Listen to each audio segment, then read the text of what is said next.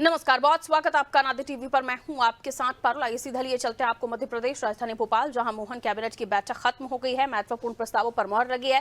मंत्री राकेश सिंह फैसलों की जानकारी दे रहे हैं, आइए सुनते हैं। करने की आवश्यकता है। ऐसे वो जिले भी हैं जिनमें सामान्य से कहीं ज़्यादा बारिश हो रही है और वे जिले भी हैं जहां सामान्य से बहुत कम बारिश हो रही है। और अति भारी वर्षा का अनुमान जहां 25 अगस्त से 27 अगस्त तक है, वे जिले भी हैं। उनका उल्लेख करना है, आपको लिखा हुआ मिल जाएगा। तो ये लिस्ट में, क्योंकि पूरा आप कहें तो मैं पढ़ दूं जिले। अच्छा, जहां सामान्य से अधिक बारिश हो गई है वो है मऊगंज, बुरहानपुर, सिंगरौली, सतना, भिंड, शहडोल, अनूपपुर, सीधी, उमरिया, खरगोन, भोपाल, निवाड़ी, राजगढ़, गुना, डिंडोरी और ग्वालियर। और जहां बहुत कम बारिश हुई है वो है अलीराजपुर, धार, रतलाम, नर्मदापुरम, मुरैना, झाबुआ, बैतूल, शाजापुर, हरदा और सागर। और जहां 25 से 27 अगस्त के बीच में भारी वर्षा का अनुमान है वो है नर्मदापुरम, जबलपुर, नरसिंहपुर, मंडला, दमोह, सागर, बैतूल, हरदा, छिंदवाड़ा और पांडुर्ना। और इसके लगातार माननीय मुख्यमंत्री जी इन सभी क्षेत्रों में मॉनिटरिंग भी कर रहे हैं। वे स्वयं परसों रीवा भी गए थे जहां भारी वर्षा हुई है और उन्होंने वहां पर रीवा संभाग, जबलपुर संभाग दोनों की वहां पर राहत कार्यों की समीक्षा भी की है।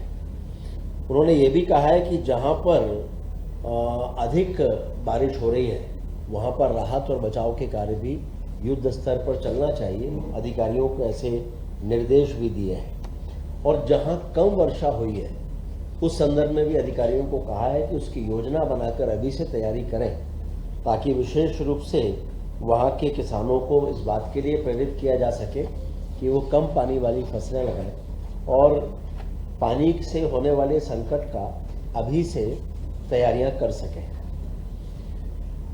अभी नीति आयोग ने जो विकसित भारत में कौशल विकास पर रिपोर्ट जारी की है, तो माननीय मुख्यमंत्री जी ने यह भी कहा है कि इस लेटेस्ट रिपोर्ट पर ही हमें काम करना है। इस रिपोर्ट में युवाओं को 5 भागों में बांटा गया है। ऐसे विद्यार्थी जो स्कूल जाते हैं, कॉलेज जाने वाले विद्यार्थी और उसके अलावा संगठित और असंगठित क्षेत्र में जो कार्यरत नागरिक हैं वो, और फिर महिलाएं। 5वीं श्रेणी ऐसे युवाओं की बनाई गई है जो किसी भी कारण से ना तो पढ़ाई कर पा रहे हैं, ना ही उनके पास कोई रोजगार है या स्वरोजगार है, और ना ही किसी तरह का कोई कौशल का वो प्रशिक्षण ले रहे हैं। और रिपोर्ट में ऐसे सभी युवाओं को नीट कहा गया है। नीट का अर्थ यहां पर है not in education, employment and training.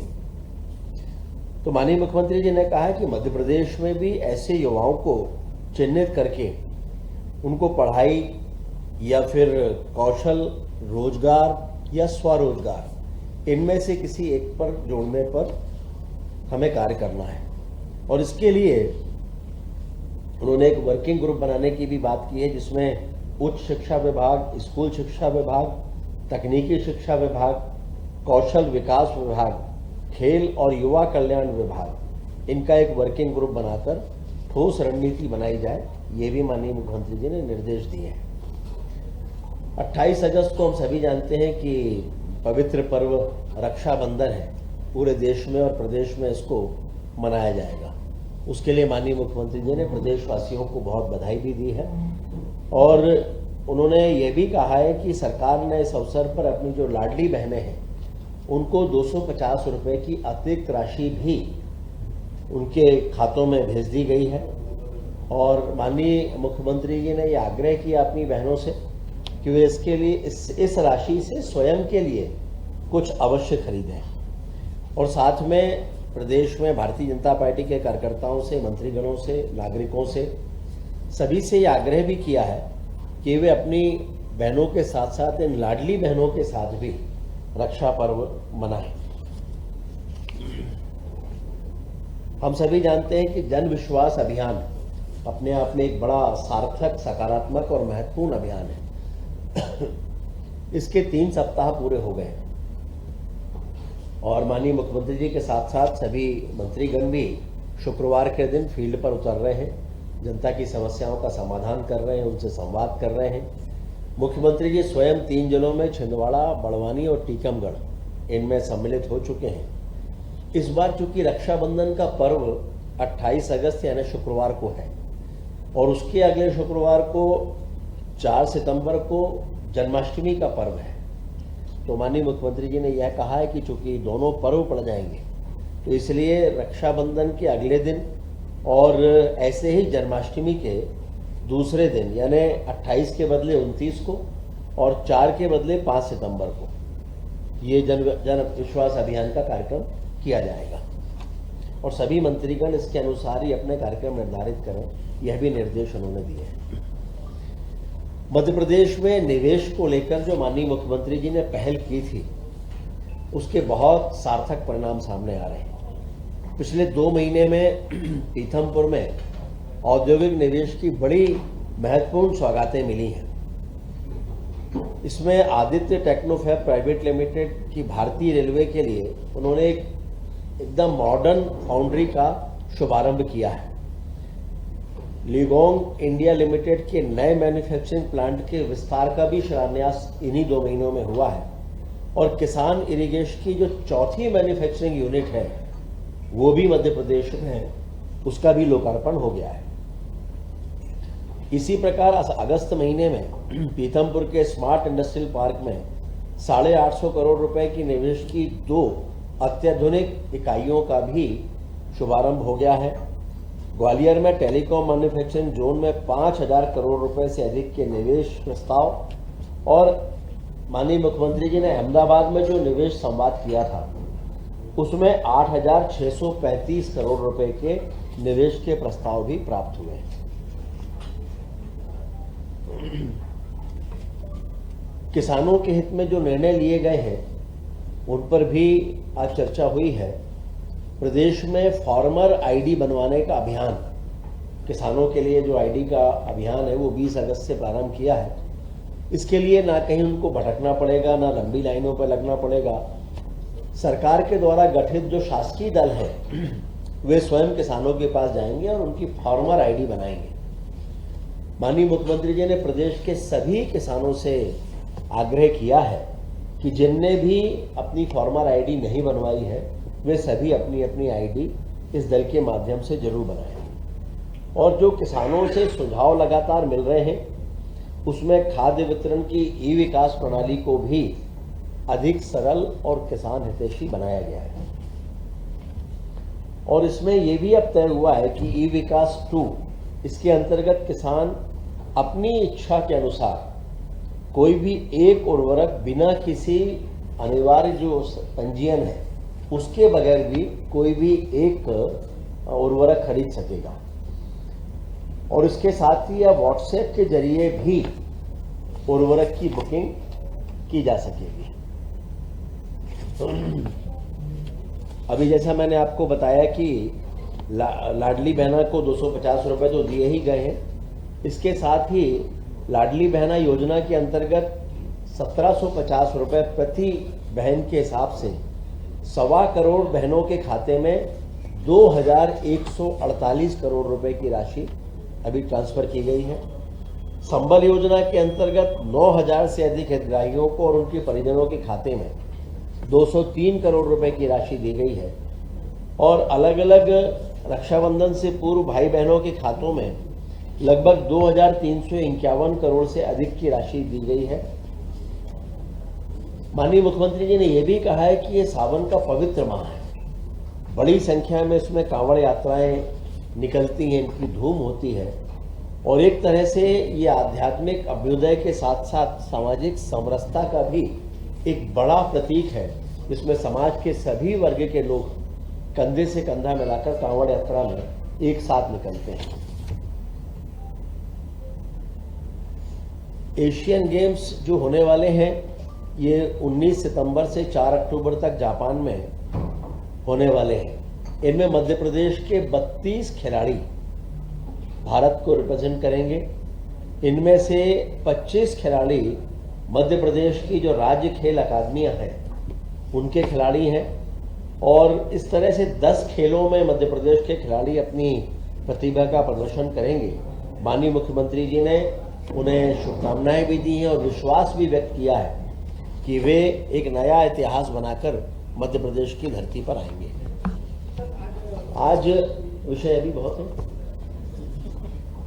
आज माननीय मुख्यमंत्री जी ने जितनी भी स्वीकृतियां प्रदान की हैं उनमें इंफ्रास्ट्रक्चर, स्वास्थ्य, साइबर सुरक्षा, सामाजिक कल्याण, इन सभी को गति देने के लिए 10,630 करोड़ रुपए की स्वीकृतियां दी हैं। हम सभी जानते हैं कि इंफ्रास्ट्रक्चर के क्षेत्र में मध्य प्रदेश लगातार बेहतर कार्य कर रहा है और उसी दृष्टि से आज सिवनी बालाघाट, जो अपने आप में एक बहुत महत्वपूर्ण मार्ग है, स्टेट हाईवे है, और इसको, जिसकी लंबाई लगभग 91.64 किलोमीटर है, इसको 4 लेन करने का निर्णय किया है विद पेव शोल्डर। और इसका जो 6 किलोमीटर है वो फॉरेस्ट का एरिया है और टाइगर टूरिज्म कॉरिडोर, जिसका पहले ही मध्य प्रदेश की धरती पर ही डिक्लेयर हुआ है, उस दृष्टि से भी इसका कुछ भाग जो है वो काफ़ी महत्वपूर्ण है पर्यटन की दृष्टि से भी। अब सिवनी से बालाघाट की दूरी लगभग 2 घंटे से घटकर 1 घंटे होने वाली है और इसका निर्माण हाइब्रिड एन्युटी मॉडल पर होगा। इसकी लागत होगी 3,458 करोड़ रुपए। इसका निर्माण, संधारण और कंसेशन की अवधि होगी लगभग 17 वर्ष। इसमें बाकी चीज़ें भी हैं कि लगभग 40% राशि परियोजना निर्माण की, ये लगभग 700 करोड़ रुपए 10 किस्तों में भुगतान की जाने वाली है और शेष 60% राशि लगभग 2250 करोड़ रुपए का भुगतान 15 वर्ष में राज्य बजट के माध्यम से होगा। इस पर वित्त विभाग की स्वीकृति हो चुकी है। इसके साथ ही हाइब्रिड एन्युटी मॉडल पर चूंकि काफ़ी सड़कों को लिया जाना है, मध्य प्रदेश में आने वाले कुछ समय में सड़कें एक अलग तरीके से दिखाई देने वाली हैं। हम ये कह सकते हैं कि 4 लेन और अच्छी सड़कों का जाल मध्य प्रदेश में बिछने वाला है। अभी 12 नई सड़कों का निर्माण हाइब्रिड एन्युटी मॉडल पर होना है। इसमें भी वैसा ही 40% व्यय के रूप में और 60% एन्युटी के रूप में भुगतान होगा और इन सड़कों में इनके लिए भी चूंकि नाबार्ड के माध्यम से 4,600 करोड़ रुपए का ऋण लेने का प्रस्ताव है, तो इसमें इन सड़कों के लिए एमपीआरडीसी को इसको हस्तांतरित करने का आज प्रस्ताव भी मध्य प्रदेश की कैबिनेट में पारित किया है। इसके अलावा कुछ विभागीय कार्रवाइयां हैं जिनमें कुछ फर्जी भुगतान के मामले थे, उसमें कुछ अधिकारियों के खिलाफ स्वीकृति हुई है।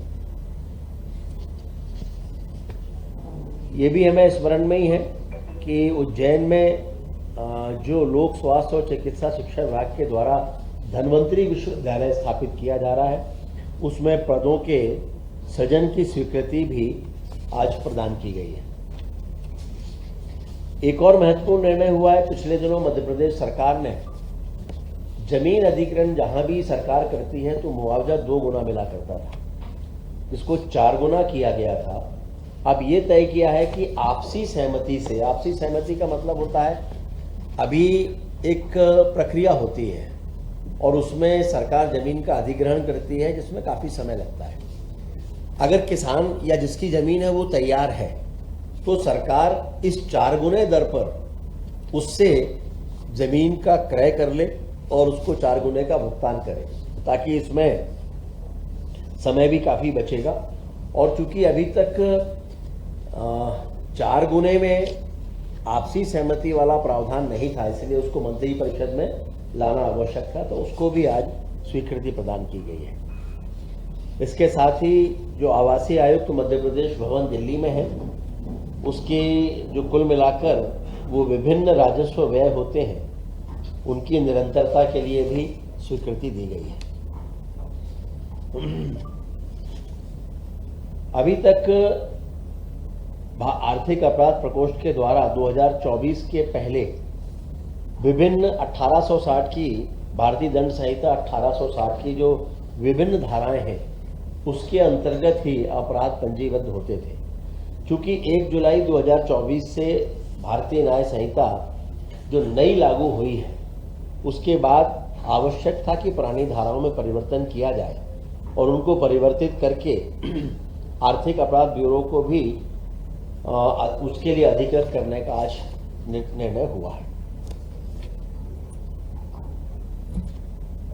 विज्ञान और प्रौद्योगिकी विभाग में भी निरंतरता के लिए राज्य computer security incident response operation centre की स्थापना है। उसमें भी 80 करोड़ रुपए की राशि की स्वीकृति प्रदान की गई है। 13 पदों को समर्पित करते हुए 25 नए पदों का सृजन करने का भी प्रस्ताव को आज स्वीकृति दी गई है। सामाजिक न्याय और दिव्यांगजन सशक्तिकरण विभाग की 19 योजनाओं के दिव्यांग कल्याण की 1740 करोड़ रुपए की योजनाओं को भी निरंतरता की स्वीकृति दी गई है। जल संसाधन विभाग में न्यायालय के आदेश का पालन करते हुए श्री चंद्रिका प्रसाद मिश्रा को भी नियुक्ति प्रदान की गई है। खेल और युवा कल्याण विभाग, इनमें भी महिला T20 वर्ल्ड कप ब्लाइंड और उसकी प्रोत्साहन राशि की कार्योत्तर स्वीकृति के लिए भी आज निर्णय हुआ है। महिला T20 विश्व कप ब्लाइंड में भारतीय टीम ने नेपाल को हरा के स्वर्ण पदक जीता है। इसमें भारतीय टीम में मध्य प्रदेश की 3 खिलाड़ी और 3 ट्रेनर भी सम्मिलित थे। इनमें सुश्री सुनीता सराठे नर्मदापुरम से, सुश्री दुर्गा येवले बैतूल से, सुश्री सुषमा पटेल दमोह से और 3 प्रशिक्षक थे, श्री सोनू गोलकर, श्री ओम प्रकाश पाल, श्री दीपक पहाड़े। तो तीनों हमारी जो महिला खिलाड़ी हैं इनको 25-25 लाख रुपए और जो प्रशिक्षक हैं उनको 1-1 लाख रुपए राशि देने के बारे में प्रोत्साहन राशि देने का निर्णय लिया गया था और राशि दी भी जा चुकी है। कार्योत्तर अनुमोदन के लिए आज मंत्रिपरिषद ने स्वीकृति दे दी है। इसके अलावा मुख्य सचिव कार्यालय ने भी प्रतिवेदन प्रस्तुत किया है कि 1 जनवरी 24 से 31 जुलाई 24 तक कुल जितने निर्णय कैबिनेट में लिए गए उनकी वस्तु स्थिति क्या है। 90% से अधिक निर्णयों का पालन भी हो चुका है, उसकी भी जानकारी दी गई है। पशुपालन और डेयरी विभाग में भी कुल मिलाकर 2,973 करोड़ रुपए की विकास योजनाओं के संदर्भ में स्वीकृति प्रदान की गई है। तो ये आज के वो काम थे जो 12 सड़कें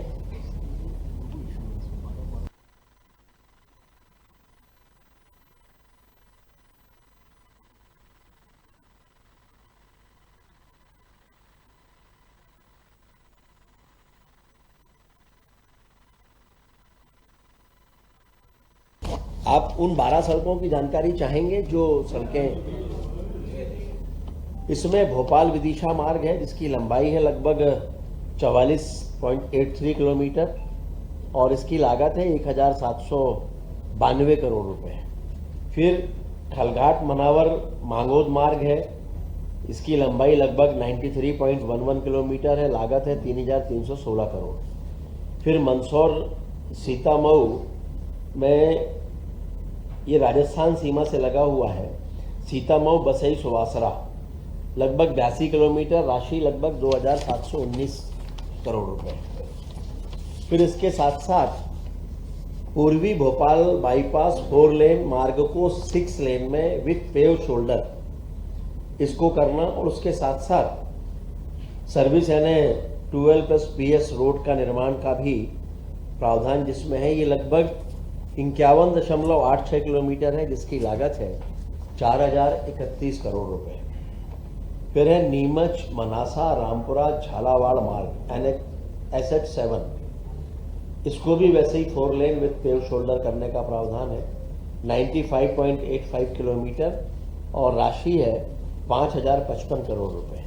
इसी तरह से इंदौर देपालपुर मार्ग है, चापड़ा देवरी से देवास तक है, दिनारा दतिया सेवड़ा मार्ग है, आगर सारंगपुर मार्ग है, सोयत माचलपुर जीरापुर मार्ग है, राहतगढ़ खुरई से खेमलासा मार्ग है, सुंदरा सिंहपुर कोठी, बिरसिंहपुर सेमरिया, गोहदा सिरमौर, ये भी एक मार्ग है।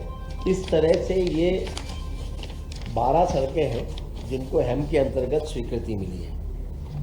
22 सड़कों के बारे में इनको जिसकी जानकारी ये है कि इनको एमपीआरडी, जिसके बारे में मैंने अभी आपको बताया कि वो 22 सड़कें ऐसी हैं कि जो एमपीआरडीसी को हस्तांतरित की जा रही हैं भविष्य की योजनाओं के संदर्भ में। तो इस तरह से विषय हमारा